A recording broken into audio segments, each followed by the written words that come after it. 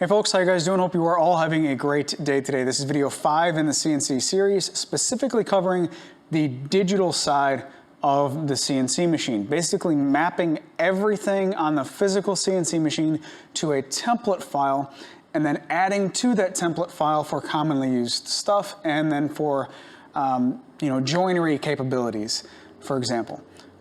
It's very beneficial to use a template file, and I'll show you why throughout this entire video. But this is all computer stuff, so if you are not interested in any of that, then skip ahead to the next video. Enjoy your day, and I'll talk to you later. But for everybody else who is interested in the digital side of this machine or of my machine and everything that I've done to make my workflow faster and more efficient, then stick around because there's a lot of stuff packed into this video. It is pretty long, so if you are watching this on YouTube, you can click the gear icon and speed up the playback speed so you can get through more material in less time. This is the machine file for my CNC machine. It's basically just a giant template. And the whole point of this is to get everything on the machine in physical space represented here in digital space so that I don't have to find those locations again. I know where everything is for repeat machining, and I know I continue that accuracy throughout the life of the machine. Also, this particular file is set up as a template, so everything that I use commonly is set up as a template as far as the layers, multiple layers that I have, or the multiple tool paths that I have. I've got a bunch of tool paths, and I'll get into each one and show you why these are beneficial. But before I do that, I also want to drive home the point that having templates are very handy for multiple reasons. And you also want to have multiple templates, right? So if you accidentally make a destructive change to your template and then save it, well, you lost everything, right? It's a destructive change. But if you have multiple versions or multiple copies of that same file, you save yourself the heartache of losing that valuable information and having to redo it over again. So before I dive into the VCAR file, I want to jump into the Windows Explorer here and show you how I continue that theme by archiving everything and creating multiple files, including multiple versions of files, including that particular VCAR file, through my normal file structure of how I work with the business files. So I barely keep anything on my computer. Only stuff that goes on my computer is video files of whatever project I'm editing at that particular time. Everything else gets archived and stored on my NAS, Network Attached Storage, NAS. And that's for redundancy purposes. It's set up in a RAID array with the hard drives, so if a hard drive failure won't necessarily delete all my data. And then from there, I also have that backup into the cloud. So I've got multiple backups to save myself if something gets deleted, right? Continuing that theme of that VCAR file.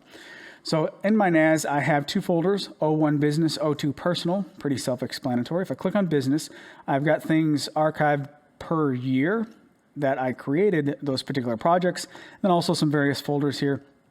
The main thing to look at is this new project copy. Every time I create a new project, I copy this folder into the year and then rename it to whatever that project is. And this is another template. If I open up this folder, you'll see all of the folders that may be applicable to that project. Every project may not use every one of these folders. For example, not every project is a CNC project, but I'll have a good CNC starting point for every single one of those projects. So inside this new project copy folder is my CNC files folder. Inside of that folder is two of the most recent versions of my machine file. As you can see here, version 5, version 6. And anytime I need to make a change to this, I'll open up the new project copy CNC file version and make my changes and then do an increment and save, meaning it will save it as a new version. So the next one will be version 7, and I have it in here. And then once again, I copy this whole folder structure to every single project as a starting point. So I'm creating multiple versions of that particular template so that if I need to open this template and start a new project based upon that template, I can just continue to work and save and not worry about messing up my original template. So it's pretty handy in that regard. So like I said, if I go to Right here, I go to copy this new project copy, Control C, go to 2020, and then go to Control V for paste. I've already done this a couple times because I've screwed up this video recording. So I'll, we'll rename this new project test, delete later version 2, because like I said, I've already done this. And then this is the new project name. I'll open it up here. This is my starting point for everything. All my video files, timeline assets, SketchUp, everything is set up in this template with a lot of redundancy. So there's a new template or there's a new CNC file for everything, right? It just eliminates or greatly reduces the opportunity of you losing that template file. So with that said, let's go back into VCarve and I'll explain what all is in this template file. Let me back up and turn most of these layers off so we can have a good starting point as this file evolved.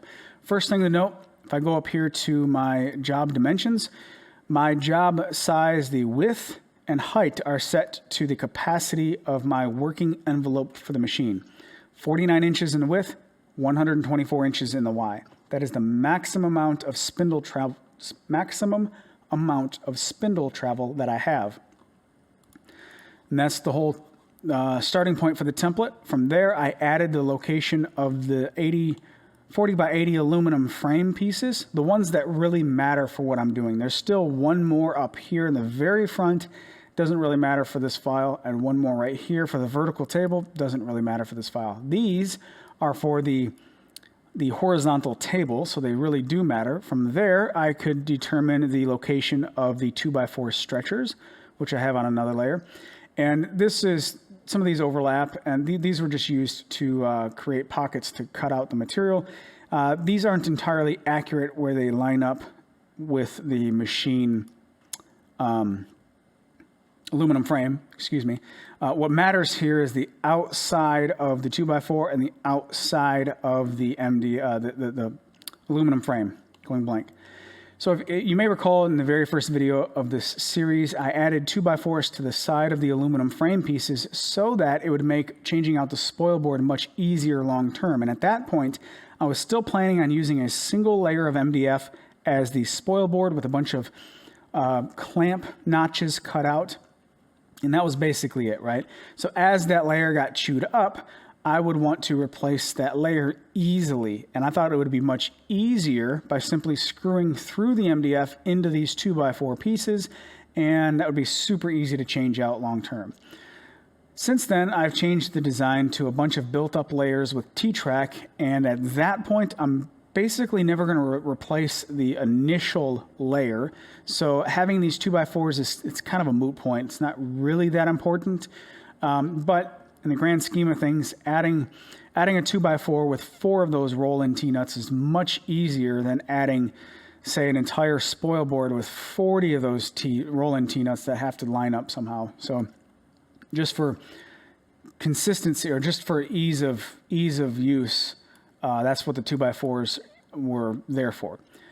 But nonetheless, they are there long term, so they need to be represented in this file. From there, I can add a layer for the MDF spoil board, which is this magenta or maroon perimeter all the way around. One thing that I'll note is all of these layers that I've shown so far and everything you see over here with the padlock, that lock is to say that with the light bulb lit up, you can see them, but you can't make any changes to them, right? So I'm not selecting these, but I can reference them, so I can snap to them. So I'm using them as reference geometry, but I'm not making any destructive changes to them because the layers are locked. That's very, very handy.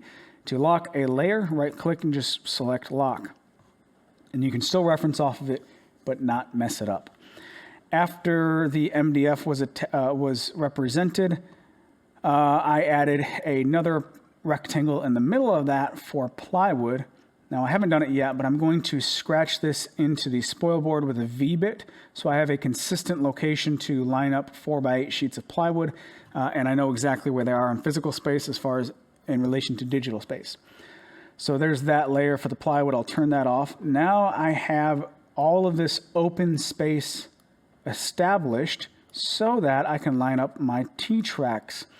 And for these T-tracks, I have some holes located for the mounting bolts, because this is two-sided T-track that'll bolt to the first layer of MDF, or that I did do that.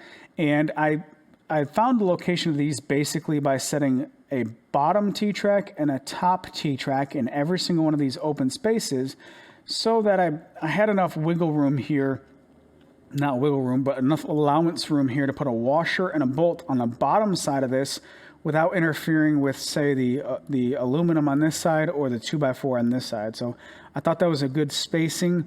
I think there's 4.5 inches between each one of these, and then I created one in the center. Then once I had a group of 3, I added that group of 3 all the way up into all of these open spaces. Now what that ends up being is a perfect spacing of 4.5 in between here and here, but an irregular spacing in between each one of these groups of 3. And that irregular spacing can be beneficial sometimes if you need to shift material around so that you get a different reach from the T-track for your hold down clamps. So at this point, that's where the tool paths start, the horizontal table. One thing to note, let me jump into a couple things about this VCarve file. First, I have all of my tool paths set so that once I hit calculate, this window stays up. It does not go to 3D view. I think that's kind of annoying when it does that, because if I hit calculate and press close, it's much closer back and forth. I don't have to go all the way up here to 2D view. And it sounds like kind of crazy to worry about that little bit of mouse travel, but anytime you can greatly reduce mouse travel, it all adds up over time. Another thing to reduce mouse travel is I have my tool paths over here on this left-hand side pinned right next to all of my drawing area, so that everything is nice and conveniently located over here. I don't have to stretch the entire length of the screen. Again, that doesn't sound like much, but when you do it over and over and over again, it's a convenience thing. I'm on a Windows machine and my taskbar is up at the top. Why? Because all of my menus are up here. It just makes sense to have everything up near the taskbar, or have the taskbar up near the top where all your buttons are. One thing with that said, there's 2 things that I recommend changing. Go to Edit, Options, and Save Tab Layout. I pressed yes, so if you do move your tabs, it's going to save them over here. If I go down to Tool Path Settings, Auto Open 3D View, I have that set to No. Once again, I find that to be annoying. Here with the tool paths, know that you can right-click and say Create Group. And that's what this is, this horizontal table, that is a group. And then you can drag your toolpaths into each one of these groups for better organization. So you don't have a huge list of toolpaths that you don't know what they are too. I also name all of my toolpaths starting with the bit. So if I'm using a V bit, let's just say a 90-degree V bit, that toolpath will start with the letters V90, and then whatever it is to let me know at a first glance that's the bit that I'm using. Just the way that I like to organize things. So EM250 is an end mill, 0.25 inches in diameter. So EM250 is a 1/4 inch end mill. And I labeled this long depth because this particular one has a 2-inch length of cut. It's not my standard end mill, a 1/4 inch end mill. EM500 is a 1/2 inch end mill. W6220 is a white side 622 spoil board bit. And all of these are handy, I think, to label on the toolpath name. It's especially handy when you go to export these toolpaths. All right, so from here, the first toolpath that I have is these holes with that long depth bit to cut the holes for bolting the T-track into place. Once the T-track is into place and bolted down, I know the open space in between is all that I could use for the dog holes. So from there, I added another layer called dog holes, and this blue layer. And basically I have dogs in all of the open space and not in the space that has physical material down below, whether it's a 2x4 or that aluminum structure. I can put more dogs into those locations, but they're not going to be through holes. They're just going to be a set depth, and that's just going to build up trash and debris, and I don't want that to happen. So just don't put any dog holes there. The main thing that I wanted to accomplish here was to create a bunch of rectangles for repeat locating. So the main thing here is 4 groups of vertical columns. So I'm going to call this a vertical group, 1, 2, 3, and 4. And all 4 of these are evenly spaced and symmetrical on the machine. I think that that is 9.8 inches on center, if I'm not mistaken. But that doesn't really matter. I'm just creating a bunch of corners. Now, in here, I've got the forward left and forward right, vice versa, corners established. And then up here, I just started to flip them upside down. So just giving myself some more options. Once I had all of that, I also wanted a furthest left location. So I can use this vertical column of dogs here to just push everything to the left. So this just gives me, like I said, a bunch of corners. And from here, one way to establish where you want that corner location is these rulers on the edge of the workspace here. If you click and drag, you get a guideline, and you can snap it to the quadrant over here and snap it to the quadrant right there, and that gives you an intersection to start your design work from, right? But not from the dog holes. We need to do this from the actual dogs themselves, because the dog that sits in this hole has a greater diameter on the top surface. So let me get these out of the way. And from here, if I turn on the TSO dogs, they're green, and you'll see a bunch of stuff pop up on the screen. These are the TSO dogs, these circles, but also I took the time to create a bunch of rectangles that are perfectly into those intersections, so I have a point that I can snap to start from at any time. So this is getting confusing. Let me turn off some layers here. Let's turn off the T-track. Let's turn off the original dog holes, because now we're referencing off of the dogs. Let's also turn off the 2x4 stretchers and the 80/40 aluminum. So now this is basically the starting point of where I save the file and where I pick up on every time I start.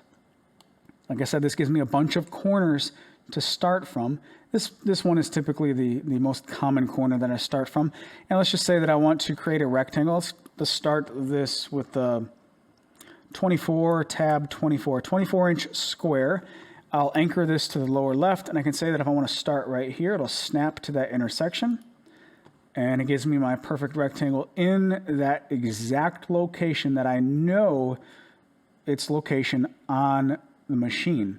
From there, once I have the perimeter established, or whatever my vector is that I'm starting from, I can turn off the TSO dogs layer to clean it up and actually have a nice open space to work from. So you can see that all of those TSO dogs are, the dog locations are very beneficial for repeat locating and precise locating. Gives me all of my options ready to go. I don't have to create a bunch of guides every single time. I just click where I need to and then turn off the dog layer. Very, very, very handy. So let's grab this and delete it. I no longer need it. Let's go back to the dog holes. This is the template or toolpath for all of these dog holes, and you're only going to do this once. So why save this into the toolpath or into the template? Well, it's handy because as you chew up the layers of MDF, I'll reach a point where I'll surface one final time to create a nice flat starting surface, and then glue on another sheet of MDF. And after all that's cured, then I can use this exact same toolpath to cut those holes and get them in the exact precise location of where they were previously. So that's handy. Also, one thing that I have here is, you'll see in the name, it says allowance update. So if I open this up, you'll see that I have an allowance offset of negative 0.002 inches. And what that does is, as it cuts inside this circle, it's going to go on a negative direction, which is on the other side of the vector. So it's going to grow this, basically creating the circle with a greater radius, with a radius greater by a value of 0.002 inches. And what I've found is with the bits that I'm using and the machine that I'm using, this allowance, it gives me a nice, precise, snug pressure fit, right? So for these dog holes, I want to be able to put the dogs in there without a hammer. I want to be able to take them out by my hand, but I don't want any slop to adjust to reduce the precision. So this 0.002 offset allows me that type of precision for the bits and the machine that I'm using. Now, I say bits because every manufacturer has a tolerance that they're going to go by for what passes or what does not pass in their quality control, right? I don't know what each manufacturer is. Maybe it's plus or minus 0.02 of an inch. Maybe probably not even that high. Probably really, really tight tolerances. But I will say that if you are very particular with one brand and then you change to or you try out another brand, the allowance may be slightly different because their tolerances from their manufacturing process may be slightly different. So it's worth noting that. And I put in the name of the toolpath allowance update because after I cut these the first time, it was just way too tight. So I added -0.001. That was still too tight, -0.002, and that was basically perfect.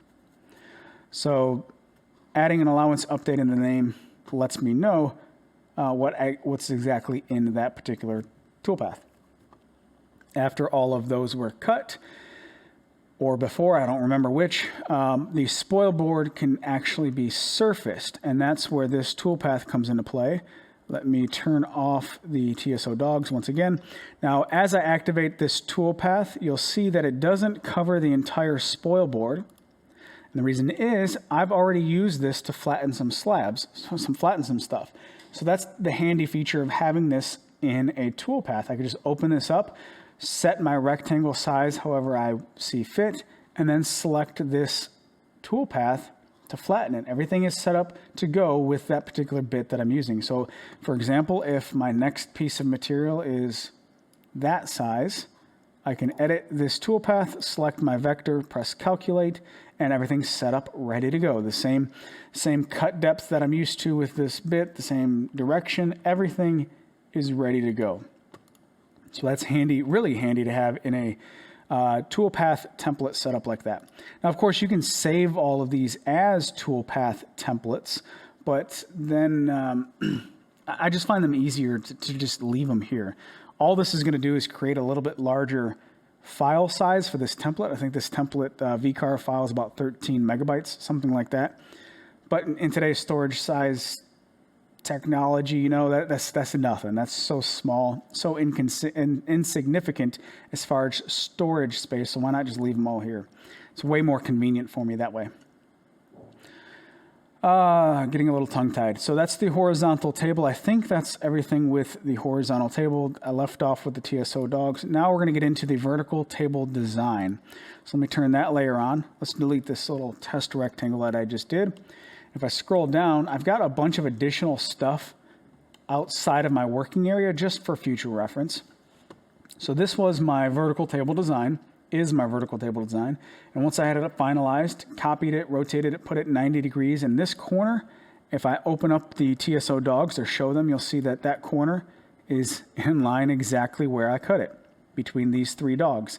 So one dog to stop it in the Y direction, one minimum of two in the X direction, which if this is that long, I would have gone up here somewhere. So let's turn off the TSO dog layer and you'll see, there you go. So from here on the vertical table, I've got a bunch of the exact same thing, just the different tool paths to cut all of this out. Now let me explain what I designed in here. These slots are for F-style clamps to come into play. These are the T-track.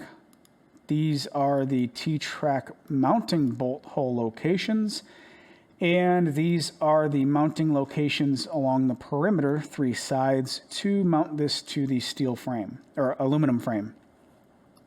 Inside of all of that is the main reference area. So I've got a vertical column of dogs, 1, 2, and 3, and I can mount to the left and right side of either one of these, which is handy, just gives me some more options. And then also I've got an array of dogs in 5-degree increments. So everything references off of this top middle one, but if I come down here and go over 1, that's 5 degrees, 10, 15, 20, 25, 30, 35, 40, 45, 50. So if I put a dog in this hole, if I put a dog in this hole and put a board across them, the resulting angle, what did I say, 5, 10, 15, 20, 25, 30, 35, 40, 45, 50. That'll be a 50-degree cut if I want to do a horizontal cut on top of there. So I'm getting that CNC precision by baking these locations into the vertical table, and all of that references off of this top edge of the MDF, and I'm using the CNC machine to cut this profile out, this perimeter out. Rather than just relying on a factory edge cut or a cut that I made, I want to use the CNC to verify that everything, these columns of dogs are perfectly perpendicular. Then when I go to mount this to the machine, all I have to do is get these bolts started and then drop the Z-axis to a specified height over here, raise this up to the bottom of the Z-axis, and same thing over here. And I think I showed that in the second or third video in this series. So that's basically the entire design of the vertical table. I've got some slots for mounting and all that. And then all that was cut over here. There's the tool paths for that. After that, let me turn off the vertical table design and turn on the hold downs. Now this is kind of like one of those things that I don't necessarily need to keep in this template file, but it's just convenient to always be there if I want to cut out some more hold downs, because these are directly related to the machine, right? So I've got a slot in this hold down clamp, and then this is a star knob that is created. This is just a polygon, 5-sided polygon with circles at the points of the polygon, and then a counter bore for the T-nut. Now I got this idea from Dave Gatton. Now I don't know who the original idea to give credit for creating hold downs for a CNC machine with the CNC machine. This goes back quite a ways, but to give credit where it's due, I got a starting point from Dave Gatton, and I'll post a link to his free files that you can download. His are for 1/4 20 bolts. I sized everything a little bit larger for 5/16/18 hardware. And I set up a couple arrays to cut all these out. So with the star knob, the first one is again with the naming here, everything is named appropriately. EM375, it's an end mill 3/8 of an inch for a 5/16 T-nut through hole. So that's what this one is. It's a through hole all the way through. The pocket for the nut itself. So this pocket is sized so that it recesses the nut quite a bit, basically at its maximum depth, so that the metal hardware of the T-nut is as close to the bottom surface of this as possible without going all the way through. Therefore, you don't have wasted threads going through the bottom side of this material before it interacts with the T-nut. Hopefully that made sense. And then I have another tool path for the perimeter here to cut these T-nuts out with 3 tabs. Super simple. And then I arrayed that just to create a bunch of them at once. And I came up with the size right here for the workpiece that I'm working on because I had a couple pieces of scrap hardwood that I can cut a bunch of these out of. So 0.75 inch by 20 is the size of the hardwood that I was working with, 3/4 of an inch thick.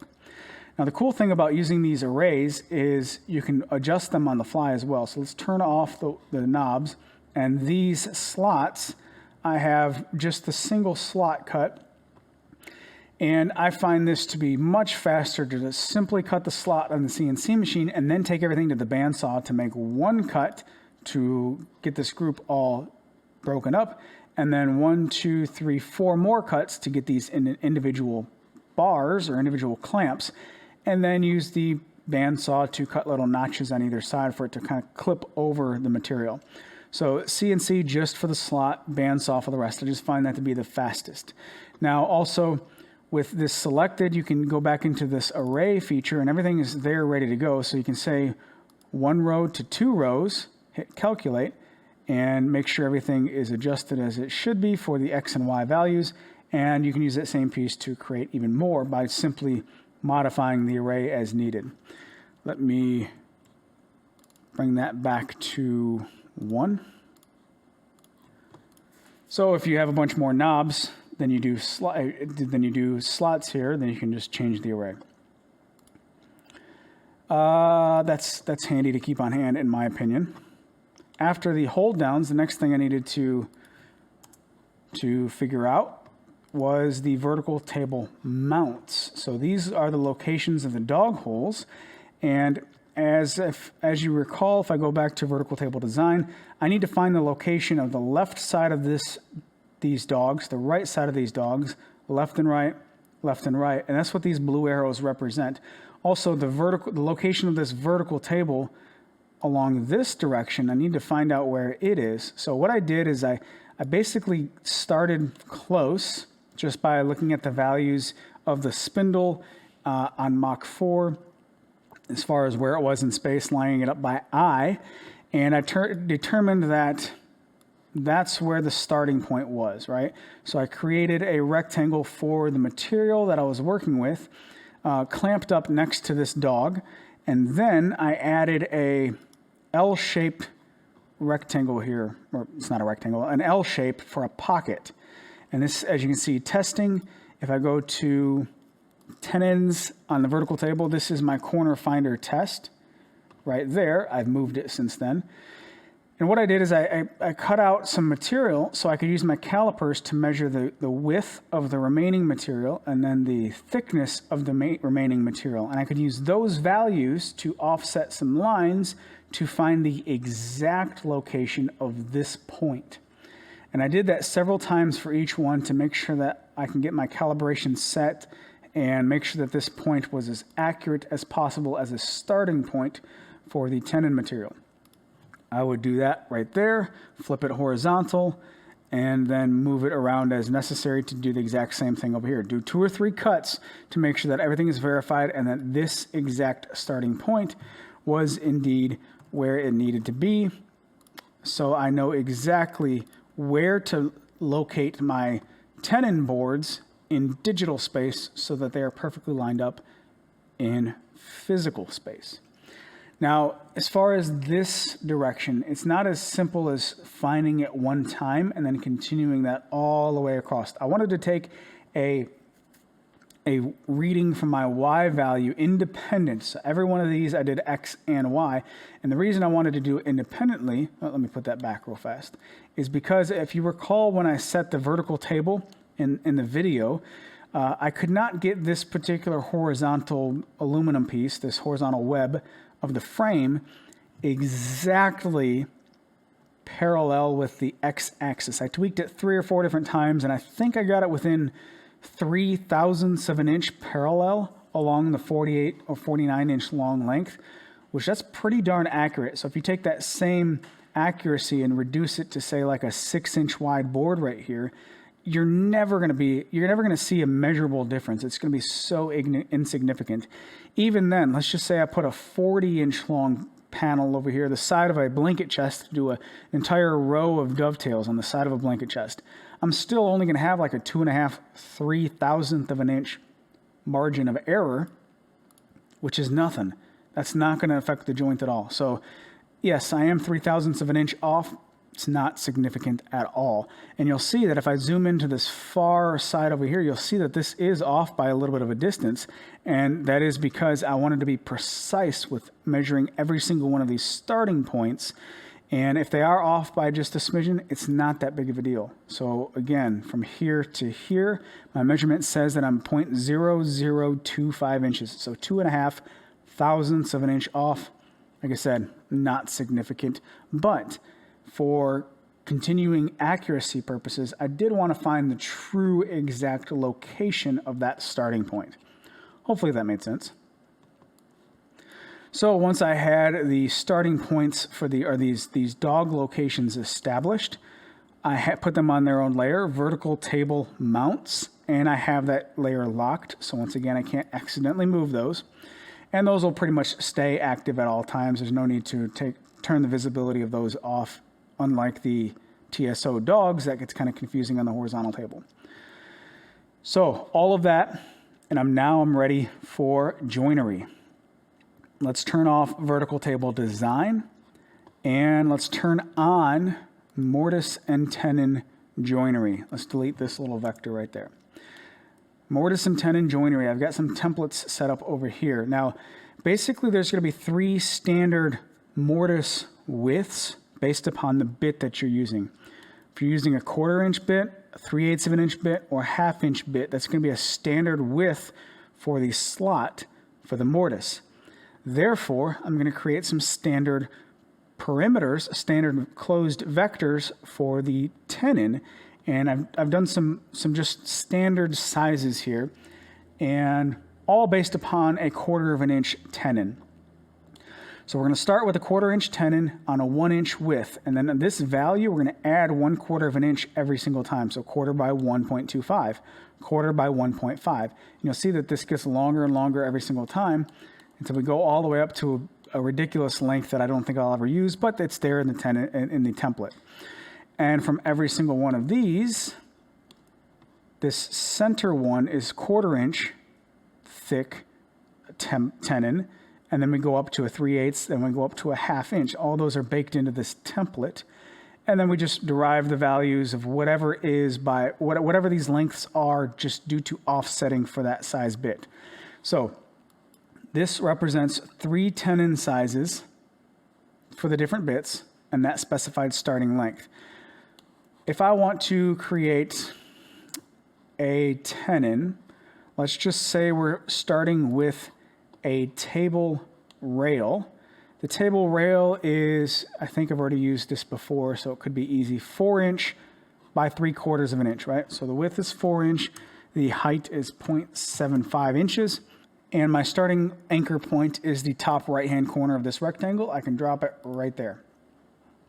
So that is the profile of my table rail. If this is 4 inches in length, let's just go with a 3 inch long tenon. How thick does the tenon need to be? Let's just go with a 1/3 of the thickness, 3/4 of an inch, so 1/4 of an inch. We need a tenon that is 1/4 of an inch by 3 inches. Go over here. 1/4 of an inch by 3 inches is this line right here. So this is the group that I need. Let's zoom out. Control C for copy, Control V for paste. Hold Shift to select this one as well. And let's press this little centering button. So it centered the first selection to the second selection. This is super handy, this align objects, and if you don't see it on your drawing tab, press F10 and scroll down to show common tools on drawing tab. This is your alignment tools, F10. Show common tools on drawing tab. It'll bring all of these. I use this one all the time. Center objects, center the objects that are selected with the last selected object. So that perfectly centers it right there. Good to go. Now this is a group. Let's press U for ungroup. And this one is for the 1/4 inch tenon. That's what we're working with. We don't need these, so I'll delete them. The center line is for the mortise. We'll leave it whatever. This is for creating the tenon, mortise, tenon, mortise, tenon. So you can copy this whole group up to the horizontal table for cutting your mortises as well. So there's a couple different things that I have baked into these templates. There's a shoulder scoring cut, there's a waste removal, and then there's the allowance cut. So let me explain all of these. First off, the shoulder scoring cut. If I just simply create a pocket to cut out all of this material, leaving the tenon, I could blow through from the inside out with the bit. I just want to make a scoring cut around the perimeter to make sure that it is absolutely perfect. Now for the consistency of just using this file for demonstration, I have my material thickness set to 3/4 of an inch. So let's just say that our tenon is 3/4 of an inch long as well. Kind of a stubby tenon, not that long, but we'll use it. So what bit are we going to use to remove all of this material? I like to use the 1/2 inch end mill whenever possible because it's a stiffer bit than a 1/4 inch diameter bit, and it just removes more material faster. It's just a faster bit to use. So EM500 end mill 0.500 inches. So shoulder scoring cut. Let's open up this toolpath. Let's select this as my vector, press calculate, and you'll see that it creates a toolpath on the outside of the vector in a climb cut direction. As you see by the arrows, it's going clockwise around, and this has an allowance offset of 0.05 inches. So this is going to go into the material by 0.05 inches to create a nice, clean, precise shoulder all the way around. In this case, we want the cut depth to be the same as our thickness of our material. And with a 1/2 inch bit, I can get away with actually using a full depth of cut for one pass, but that's okay. I'll just leave it at 3. So that's the first scoring cut.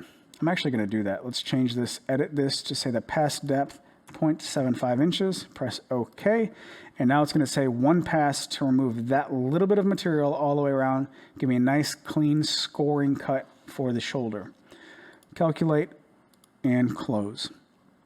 After that, I need to have the waste removal. So I need to remove all of this other material. I can't simply select these two vectors because it may leave a little bit of material on this inside over here where the radius of the bit doesn't get into this corner. So what I like to do is just grab the tenon. You can grab this to offset, but just for consistency's sake of the profile of the toolpath moving in a nice clean shape rather than zigzagging over here, I'll grab this and I'll say offset to, basically I want the offset this larger than the furthest distance, which is this corner. Press offset. There you go. It's already set up because I've already done this once.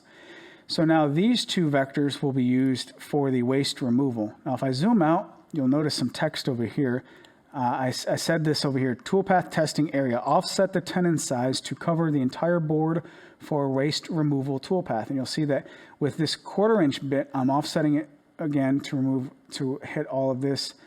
3/8 of an inch bit, same thing. 1/2 inch bit, same thing. I'm offsetting it just to get all of the material. So if I go over here, let's go to the EM500 tenon waste removal. I'll select this vector and select this vector. Make sure our depth is the same as our toolpath, or our tenon rather, 3/4 of an inch. Press calculate. You'll see these lines that were created inside here. That's the toolpath to remove the bulk of the waste, all of the waste really. Press close. Now from here, it's supposedly a perfect 1-to-1 fit with the size of the mortise and tenon. Now, once again, just like with the dog holes, I want to have a slight allowance fit, so I can slide the two pieces together without a hammer, right? I don't want to have to use a hammer to seat these joints, because if that's the case, then when I apply glue, it's going to swell up and get even tighter. So I want a slight allowance. And that's where this last toolpath comes into play. Tenon allowance. I'll select my vector of just the tenon, press calculate. Whoops, change the depth here, in this case 0.75 inches, press calculate. And it creates just a very tiny allowance cut into the tenon by, again, 0.002 inches for the brand bit that I am using for the fit that I want with this particular machine. Press calculate, press close. So now these are the 3 toolpaths for this tenon. And what's cool is if I have just these selected and press this time button, it's going to be 30 seconds to cut this tenon perfectly. It's actually going to be less than that because I think my speeds here are off just a little bit. But for that particular tenon, I can and I can set up as many as I want to do the left side and right side and cut them both at the same time. So very fast, really. Let's see. That's it for the tenons. Also, what I like to do is, on all of my material, I like to keep the same reference faces. So if I want the outside faces of all my pieces to line up, then I'll put the outside facing outside or the outside facing in. It really doesn't matter too much as long as you are consistent with all of your alignments of all of your boards. So if I was to do, let's see, there's 4 rails to a typical table, and each rail has a left and a right cut. What I'll do is I'll label the boards. So for instance, the outside face of this board faces the front of the machine, and the bottom side of the board faces the dogs. So if you have to picture this, if that's the case, then looking at this on the left-hand side of the dog, I can see that I'm cutting the right side of this tenon board, right side of this rail, tenon. If I was to do the exact same thing over here, it'll be the left side. So if that's the case, then when I go to set this up, I'll actually grab all of these vectors, Control Copy, Control Paste, Control C, Control V, and I'll press H to flip it horizontal. Now everything should be symmetrical here, but I'm going to go ahead and press H just in case. That way I have a left and a right. And from this corner, I'll line up this corner to that starting point. And then when I select all of my vectors here, my toolpaths, I'll actually do both of these so that I'll cut a left and a right at the exact same time. And now, did I do that one right? Yeah. And now I can cut a left and a right at the same time. So I'll put 2 of these in place, cutting the right, cutting the left, and then flip these boards over to cut the other side on both of these. So again, we can look at our machining time, set them in place in 60 seconds. It'll cut both of them. You reset the setup and cut the other one. And so if that's the case, then I could do the long rails over here, the short rails over here, and cut 4 at once. You can see how this can be very fast. The more that you do, the more that you cut at once, the greater your efficiency. This can be very, very fast for certain situations. So that is all of the mortise and tenon cuts. Now again, I don't know if I mentioned it, but these groups are sized not for the tenon size, but sized for the bit that you want to use when cutting the tenons, or when you're cutting anything really. All right, let's turn off the mortise and tenon joinery, and let's go to the dovetail joinery. Let's, just for consistency's sake, let's right click on all of these and say move to layer, mortise and tenon joinery. So it got turned off. Now dovetail joinery, let's turn this on, and this may look confusing because I've got a bunch of stuff to look at. First off, the very first thing to consider is the shape that we're trying to create. So this is a top-down view of the pin board. So this is the pin that is existing. This is the waste that is cut out in between each one of the pins. We're not looking at a horizontal orientation of the tails. So if this board is mounted vertical to cut the tails, all we're doing is cutting a straight line with the dovetail bit. Hopefully that makes sense.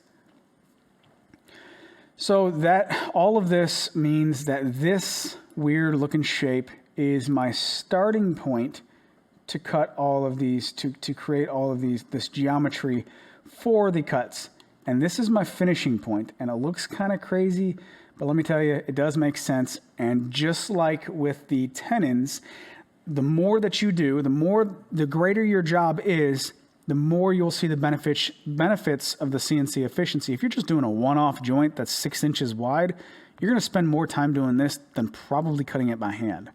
So the more you do, the more efficiency you can see. And also the larger your piece, if you're doing like a 40-inch long dovetail joint for whatever reason, this is going to be a lot faster than doing it by hand, or than by doing it by a handheld router dovetail jig. And I'm not discrediting any other method. I'm just saying that this is a different method to choose. And my demonstration here, setting it up, you may think to yourself, that is a ridiculous amount of time. I could have been done by now. But keep in mind, I'm doing this as a demonstration purpose. Once you get the hang of this, it's actually pretty darn fast. So let me go ahead and delete these and start over. Let's just say that we're going to create a 6-inch wide board. So let's change our width here to 6 inches for our width, and our thickness of the board is 0.75 inches. Let's start in the top right corner once again, and I'll drop it right there. So I'm going to lay this out for one side, and then again flip it horizontal for the other side. And if you're doing multiples, then you can set up multiples on the same vertical table. So 6 inches wide, and with this, I've set up a pair of templates on this side and then this side for different reasons. This is going to be faster because you got more of the geometry already set, but not that many situations can allow for these. And if it doesn't allow for this, we can use this. And I'll explain and show both. So we're using a 6-inch wide board. So if I just grab this, Control Copy, Control Paste, and let's move it over here, and we will move it to the starting point, which is the center of this drawing. You'll see that right off the bat, this particular one lines up. You know what? This really blends. So let's delete this and show you a different way. Let's grab this ruler right here and drop it off on the center. So this is a dotted line that'll go through every single one of these. That's a better representation. Let's right click on this guideline, say relative to guide, let's add another one, 6 inches, create new guide, press close. So 6 inches away is another guide. That's our width of our board. And with this spacing, this is 1 inch on center, 1 1/4 on center, 1 1/2. You can see that I'm adding a 1/4 inch to the spacing every single time. So I can say that this 6-inch wide board, I can get a perfectly symmetrical spacing if I go 1 inch on center. That looks a little too machined to me, right? So to get a more hand-cut look, the tails are typically spaced. The tails are typically a little bit wider, and the pins are typically a little bit narrow, right? They're not really the same size.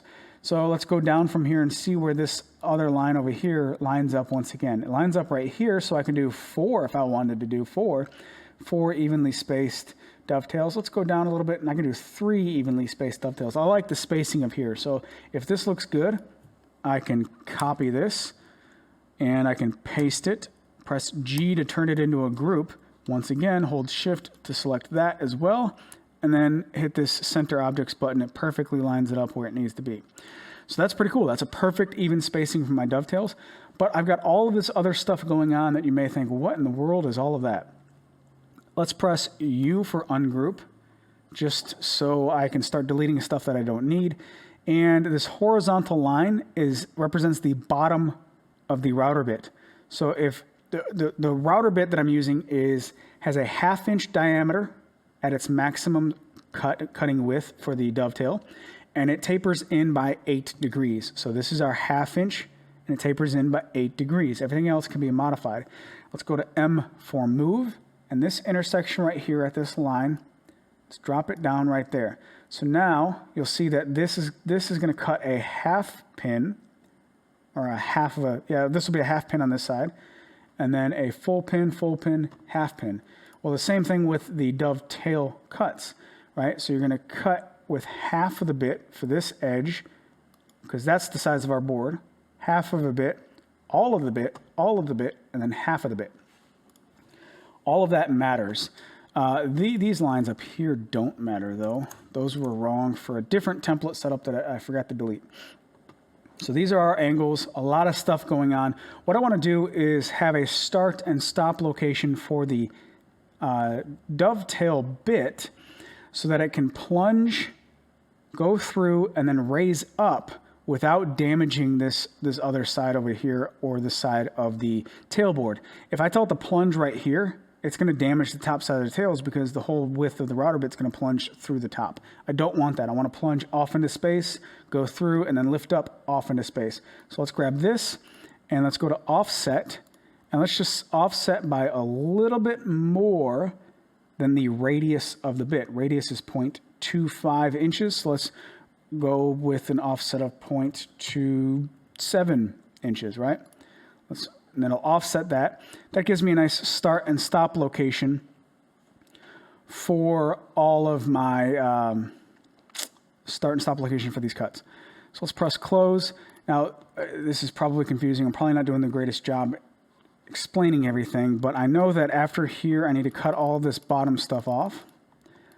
What I'm doing is just creating some geometry that's good for my bits. I also need to cut off left and right of this vertical line, and I'll show you why in just a second. Left and right of the vertical lines. Same with up here, left and right of the vertical line. And then all of this extra stuff over here, I can delete. All of this extra stuff over there, I can delete. I do want to chop off these lines a little bit as well. I have to refine this template just a little bit, but you can see in a second how beneficial this will be when it's all said and done and I get the perfect template set up for dovetails. So right here, I'm set for the tails. This vertical line has a start and a stop location that does not affect the material. So that's good. So I'll have 1, 2, 3, 4 vertical lines for the tails. Now for the pins, this is where it gets a little confusing. So these areas right here are actually the waste removal pockets for in between the pins. And I want to score the outside edges of this waste removal area so I don't have any tear out, just the same way I did with the tenons. So the top side, because this 1/2 inch width is fixed at all times, this top side is super easy. All I have to do is add a line in between these vectors to create an open single vector. And then this is going to wrap around here, and I need to do the same thing inside down here. The easiest way I found to do that is grab this midpoint, come up to right here. This line is, it's telling me that that is 0.27 inches away, basically 0.3. Let's just go with 0.4 inches in the vertical direction. Let's go this direction to this intersection and then continue this line over to here. So that's a single action. Again, this may not make sense right off the bat. Control C for copy, Control V for paste, H to flip it horizontal, M for move from this point over to here. Basically, I got a symmetrical line, and then let's use this cutting tool to chop all of this away. So I have one open vector from this point going into this waste area to score that area, coming back down to here. M for move, I'm sorry, I was about to say SketchUp commands. Control C for copy, Control V for paste, and I'll grab this intersection right here and drop it off at that intersection right there. Copy, paste from this intersection right here to that intersection right there. Now, I'll just connect the dots over here. Spacebar to open up the last tool, which is the Polygon Line tool, from here to there. And that creates a continuous line, open vector all the way around. I do also have these horizontal lines that are part of my template that you may or may not have noticed were there. I need to delete those now. Everything is done. I'll select all of this, go to my join open vectors, and it's going to join a bunch of open into closed vectors. So I have one vector for the waste removal, one vector for the scoring cut, and that's all I need for the pins. Again, that may have sounded complicated, may have sounded convoluted. The more you have to cut, the more efficient this process will be. And then also, I'm trying to explain this at the same time, so it's a little bit slower than actually doing it. This probably takes 10 minutes to set up for as many dovetails that you want to cut out. So with that said, all I have to do now is assign my toolpaths, right? So I can do my dovetail profile toolpath. Again, we're going to go with 3/4 of an inch thickness. So let's select this, and let's select just these vertical lines. Now these are all of the left lines, not the furthest right, and I'll show you why. So a cut depth of 0.75 inches, one pass, and I set up a dummy tool for this dovetail bit, because you can't typically set up a dovetail bit in VCarve in the tool database because of the 3D preview. You can't set up any bits that do an undercut, and it'll not show you in a 3D preview. So just using a dummy tool to get my feeds and speeds. I found with my testing, using Ash as a test, 30 inches per minute is a good feed rate to get nice clean cuts. So what it's going to do, if I press calculate, the green point is the starting location. So if I put the outside face of my board, which is right here, facing the front of the machine, then it's going to plunge in on the outside face. So you won't get any tear out on the outside, which is good. And it only leaves the possibility of tear out on the back side. But at 30 inches per minute, I've seemed to get 0 tear out. So it should be good to go. Only doing the left 3 because of a climb cut, right? So you can see the arrows. We're starting from the front and going to the back. And anytime you're going clockwise around a piece, which this right side is, then you're going to get a climb cut on the right-hand side over here on the inside. So if I was to add this vector to the equation, I would go front to back, and this will be a conventional cut with half of the bit doing the cutting and increasing the odds of blowing out this back side for tear out. So for that, I set up another tool path right here just for the right-hand vector. So it's just this particular one. Press calculate. Whoops, change the depth real quick, 0.75 inches. Press calculate, and you'll see this one starts from the back and moves forward. So if you go all the way around the bit, or all the way around the material this direction, those are going to be climb cuts. So when this half of the bit is engaged, it's going to be climb cutting, and you'll get a nice clean result from this direction. Now, how do you change that? The easiest way to do that is just to select the vector you want to use and go to Start At, and just use top or bottom. If I hit Calculate, see now it's going to be on the bottom side going this way. I want this one to be on top, press Calculate, and it'll start from that side going down. So I did the exact same thing with these 3, making sure the bottom was selected to start from the front. press close. So that's all of the tail cuts. And if I was to do multiples of these, just like the Tenon board, I would select all of these, copy, paste, press H for horizontal to flip it horizontally, grab this corner and stop it right there. Now I can speed up this process even more by connecting these two scoring cuts together. So instead of coming through here, stopping, picking up, and going over here to the other start location, I can just continue along both boards, or if I have multiple boards, I can continue along all of these boards, cutting all of them and coming back, and it can be much faster if you want to combine these as well. So again, a little bit of tweaking to get your left and rights, but the more you do, the faster it's going to be. I'm going to go ahead and delete these over here just because we're focusing on this one area. So that's the tails, right? That's the tail boards. That's all you need is vertical lines for the tail boards. For the waist board, we need a scoring cut. That's where this comes into play. If I press calculate, hit cancel, change my depth to 0.75 inches. And with this, I'm using a 1/2 inch bit so I can get away with one single pass at full depth because I'm barely removing any material, 0.1 inches. And it's just a scoring cut. I don't need to be super precise. I just need to score this surface, have a nice clean shoulder, and that's it.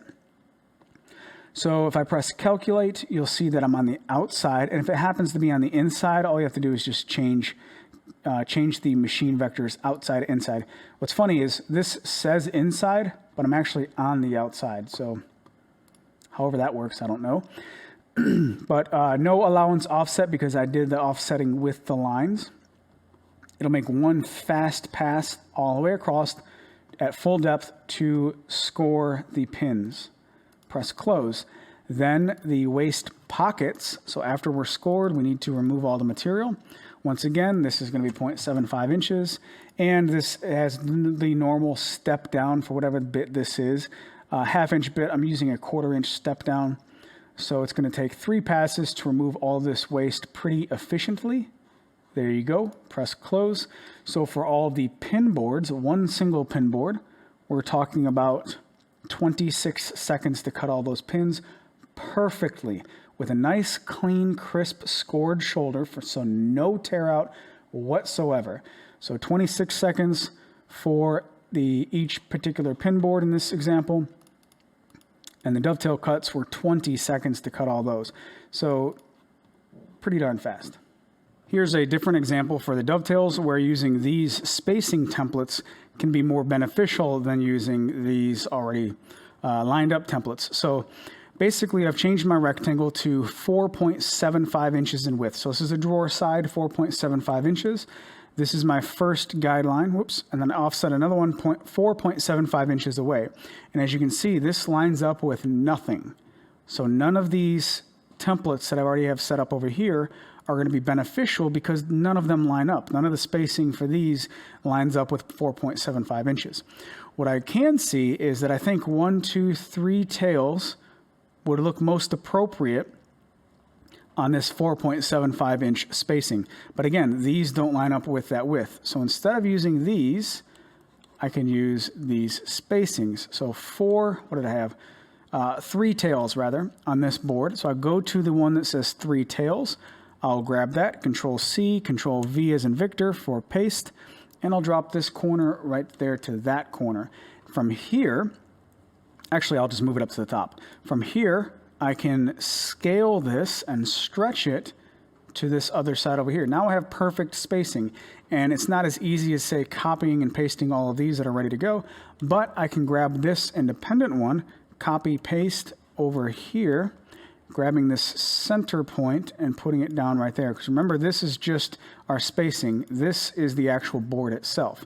So with this selected, I can press Control Copy, Control Paste, Control C and V, and paste these along. Now the only downside with this is, I don't know why, but sometimes the snapping is off just a little bit. You got to zoom in a little bit. Control C, Control V. I'll pull this over to here, lining it up, and once more Control C, Control V. And this gives me all of the sides of my pins basically. So from here, this is no longer necessary, and then I just repeat the process of making all of this the geometry that I need very quickly. hopefully you can see the value of this. It's very fast once you get used to it, and it's very cool to be able to specify what you need, and the larger your job is, the more efficient your time will be spent by letting the CNC machine do the majority of the work. And it's not just, you know, evenly spaced stuff. You can do infinitely variable spaced stuff. Whatever you want to draw, the machine can cut out, and that is fascinating, especially in the world of joinery.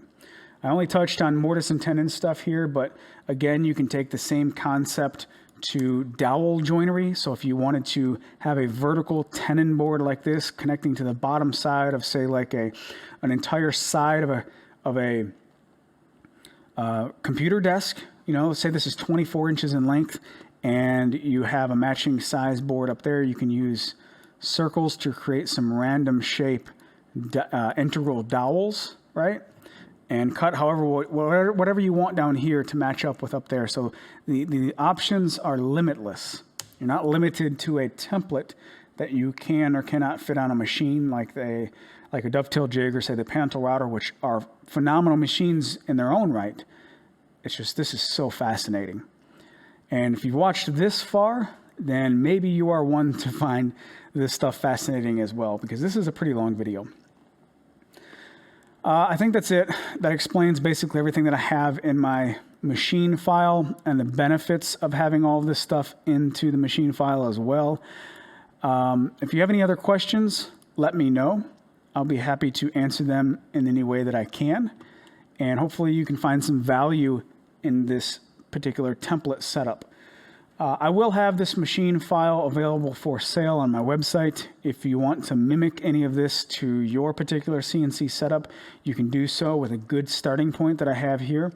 Of course, you will have to change the values of all of your templates to different feeds and speeds if you are using a different machine. I'm using an Avid CNC with NEMA 34 motors. So if you have that particular setup, then all these tool paths and tools should be set pretty well. That's more talking than I've done in a long time. I feel like I'm losing my voice. You guys take care. Have a great day, and I'll talk to you in the next video.